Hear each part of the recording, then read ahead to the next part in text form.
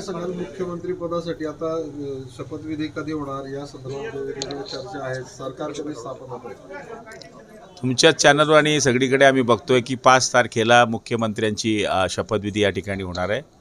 2 तारखेला BJPच्या गटनेत्याची निवड होत असल्यामुळे माझ्या माहितीप्रमाणे त्या दिवशी गट निवडला जाईल आणि 5 तारखेला या ठिकाणी मुख्यमंत्रीपदाची शपथ ग्रहण केली जाईल असा सगळ्यांचा अंदाज आहे आणि ते करावंच लागणार आहे असं या ठिकाणी स्थिती आहे। भाऊ, या शपथविधी सोहळ्याची तयारी पण झालेली आहे। शपथविधी सोहळ्याला पंतप्रधान नरेंद्र मोदी सुद्धा उपस्थित राहणार आहे।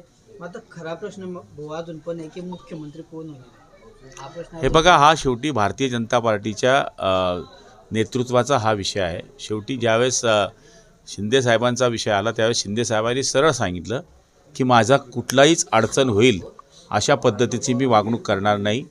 मी या ठिकाणी जे आदरणीय नरेंद्र मोदी साहेब आदरणीय शहा साहेब करतील त्या निर्णयाशी माझा 100% पाठिंबा असेल असं स्पष्ट आदरणीय एकनाथ शिंदे साहेबांनी या ठिकाणी सांगितलं आहे। नाराज असल्याची चर्चा आहे। हे बघा, बिलकुल नाराज नाही आहे। एकनाथ शिंदे साहेब हा माणूस हा वेगळा रसायन आहे, त्यामुळे नाराज हा त्यांच्या जीवनातला कधी शब्द नाही। त्यांनी फार खडतड प्रवास याच्यापूर्वी केलेले आहे आणि 2.5 वर्षामध्ये त्यांना जे लोकांनी प्रेम दिलेलं आहे तर नाराज राहण्याचा प्रश्नच राहू शकत नाही। गृह मंत्रालयाने महसूल खातं जे आहे ते भाजप आपल्याला देणार नाही शिंदे गटाला आणि हेच दोघं खातं आपल्याला पाहिजे, त्याच्यामुळेच नाही पुढे लांबल्याची चर्चा। हे बघा, खातं मागणं काही चुकीची गोष्ट नाही ना। खातं मागणं हे काम आहे। शेवटी 3 जण आहे, त्यामध्ये वाटा हिस्सा पडेल, पण मागूच नाही असं कोणी सांगितलं आहे? मागितल्यानंतर नेतृत्व निर्णय घेतील आणि तो सर्वमान्य होईल।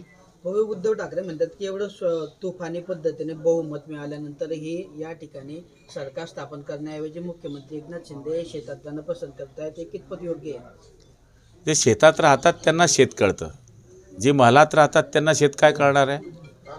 त्यामुळे जो मातीशी जुळला आहे तोच नेता होऊ शकतो हे सिद्ध आहे। आदित्य ठाकरे पण म्हणतात भाऊ की की अशी पौर्णिमा म्हणून कोणती शेती असते अशा पद्धतीने गायब होतात मुख्यमंत्री एकनाथ शिंदे। आदित्य ठाकरे सोन्याचे चमचा घेऊन जन्माला आलेला माणूस आहे, त्याला काय माहिती आहे आंदोलनं वगैरे? आंदोलनं करून आम्ही मोठे केलं आहे त्यांना, नाहीतर शिवसेना ही मोठी करण्यामध्ये जे लोक होते आज ते कुठे आहेत? दिवाकर रावते कुठे आहेत? विचारा त्यांना। लीलाधर ढाके कुठे आहेत? त्यांना विचारा। वामनराव महाडिकांचं नाव कधी घेतलं जातं का? विचारा। अहो, हे सगळे विसरले आहेत। त्या महालामध्ये आमच्यासारख्याची सुद्धा एक वीट आहे, त्या विटांना विसरले म्हणून संजय राऊतसारखा एक दगड घेऊन आले, त्या दगडाने पूर्ण सत्यानाश करून टाकला त्यांच्या महालाचा। तुमचा खूप संताप आहे संजय राऊतांना। हो, 5 सीट पाडणार होता जळगावमध्ये जिल्ह्यामध्ये येऊन, 2-2 दिवस इथे बसलं, ते साधं वाचू शकला नाही एक माणूस। त्यामुळे आता तरी ओळखावं राऊतांनी आणि राऊतांना उद्धव ठाकरेंनी ओळखावं, नाहीतर अजून जे 20 आहे ना त्याच्यातले 10 आमच्याकडे यायच्या तयारीत आहे। उद्धव ठाकरे म्हणतायत बहुमत मिळूनही लोक बघा ना, आगे आगे होता है क्या देखिए आप। उद्धव ठाकरे म्हणतायत बहुमत मिळूनही लोक राजभवनावर जाण्याऐवजी आमोशाला गावी जातात, असा एक टोला लगावला। अमावस्या किती पवित्र असते तुम्हाला माहीत नाही आहे? अमावस्याच्या दिवशी वाहनं घेतात लोक, दिवाळीसुद्धा अमावस्याला येते। तदैव लग्नम सुदिनम तदैव ब्राह्मण म्हणतो, जो दिवस असतो तो सुदिन असतो, त्यामुळे त्यांना अमावस्या कळणार नाही। त्या चोरी करणारा सुद्धा अमावस्याला चोरी करतो। एवढं जितेंद्र आव्हाडांनी निवडणूक आयोगावर गंभीर आरोप केलेले आहेत। जितेंद्र आव्हाडांनी निवडणूक आयोगावर गंभीर आरोप केलेले आहेत, त्यांना आरोप शिवाय दुसरा विषय काय राहिला? मग आव्हाड कसं काय निवडून आले? हे बाकीचे? आदित्य ठाकरे कसं काय 1000 मतांनी निवडून आले? अहो, ते निवडून आले तिथे येऊन चांगलं चाललं, तिथे पडले नाही चाललं, मग तिथे देवेंद्रजीने आणि एकनाथ शिंदेने येऊन मॅनेज केलं। हे कोणते गणित आहेत मला समजत नाही। भाऊ, आज एकीकडे एकनाथ शिंदेची प्रकृती खालावली असल्याचं सांगितलं जात आहे, तर दुसरीकडे आज महायुतीची बैठक सुद्धा मुंबईमध्ये होणार आहे। एकनाथ शिंदे संध्याकाळी त्या बैठकीला हजर असतील असं सुद्धा सांगितलं जात आहे। काय वस्तुस्थिती काय नेमकी खरी माहिती? हे बघा, तुम्ही बघा, मीच काय जवळपास 50% आमदार आजारी आहेत, म्हणजे घशाचा प्रॉब्लेम आणि ताप हे बऱ्याच आमदारांना मी बघायला मिळालं।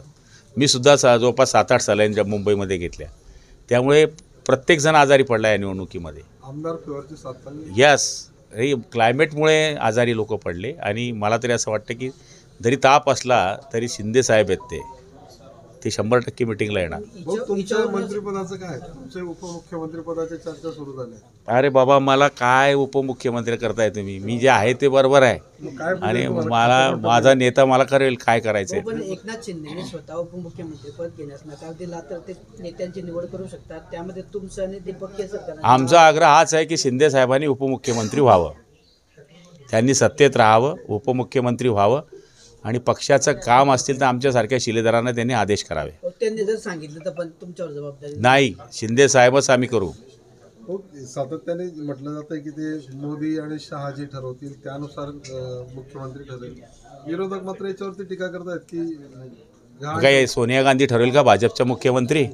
हां, सोनिया गांधी ठरवतील काय का राहुल गांधी ठरवतील? त्यांना अपोजिशन लीडर पण नाही इथं तर ठरवायला येतील ते. अहो ते भाजपचा जर बहुमत आलं आहे, भाजपची जर संख्या मोठी आहे तर आदरणीय मोदी साहेबच ठरवतील किंवा शहासाहेब ठरवतील. एका कोणा ज्योतिषाला विचारायची थोडी गरज आहे. मराठा चेहरा म्हणून रवींद्र चव्हाणांचं नाव मुख्यमंत्री गृहमंत्रीपदी. तो भाजपचा व्यक्तिगत अंतर्गत प्रश्न आहे, त्याच्यामध्ये मला बोलणं उचित नाही आहे. भाजप जो नेता देईल त्याच्या मागं आम्ही राहू. भाऊ भाजपने फक्त शिवसेना फोडण्यासाठीच एकनाथ शिंदेचा वापर केला, त्यांना एकनाथ शिंदेंना आता परत मुख्यमंत्री करायचं नाही असं संजय राऊत म्हणतात. संजय राऊत कोण बोलणार आहे? आमचं मतावर खासदार झालेला माणूस चोट्टा आमच्यावर काय बोलणार आहे? दिवसभर पुरीने एवढं दिलं तुम्हाला.